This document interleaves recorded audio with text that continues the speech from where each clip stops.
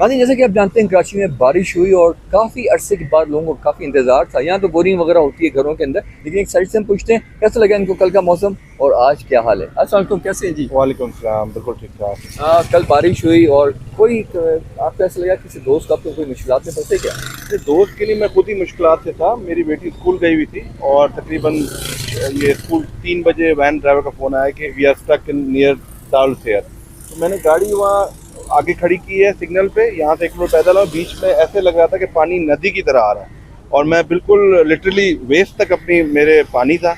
मैंने बेटी को उठाया, बस था, तो it was like horrible for me. मैंने ऐसा सीजन नहीं किया था पहले इस तरह का प्रैक्टिकली, बट बहुत बहुत परेशान हुआ। और लाइट ने स्पेशली जो सुबह 8 बजे लाइट गई है ब्लॉक 15 जौहर में, वो it was restored after 18 hours और बहुत परेशानी हुई, बहुत परेशानी। तो हमारी सिंध गवर्नमेंट की कई नाअहली है।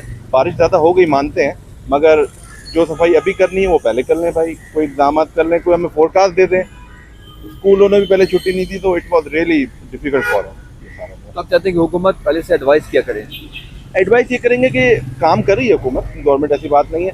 कल मैं शारा फैसल पे या कहीं रात को लेट नाइट निकला हूँ तो पानी नहीं था एक्सेप्ट नाता खान के पास, मगर एक बारिश भी 235 थी, मिलीमीटर थी। मगर कहने का मकसद ये है कि पहले से थोड़ा इंतजाम हो जाए ना, डिफेंस के खास तौर इलाके जो DHA की जुरिस्डिक्शन में आते हैं, कंटोनमेंट बोर्ड्स हैं, उनको फैसल कई काम नहीं होता। मेन मसला है कि ये जो इनके जो ड्रेनेज है ना, उस पर ये कंस्ट्रक्शन हुई हुई इलीगल, उसको ख़त्म कराएं, ये इंक्रोचमेंट ख़त्म कराएं, सब मामला ऑटोमेटिक हल हो जाए। कैमरामैन लियाकत खान के साथ रजा अब्दी, पाक न्यूज़, कराची। आप देख रहे हैं पाक न्यूज, पाकिस्तान की आवाज।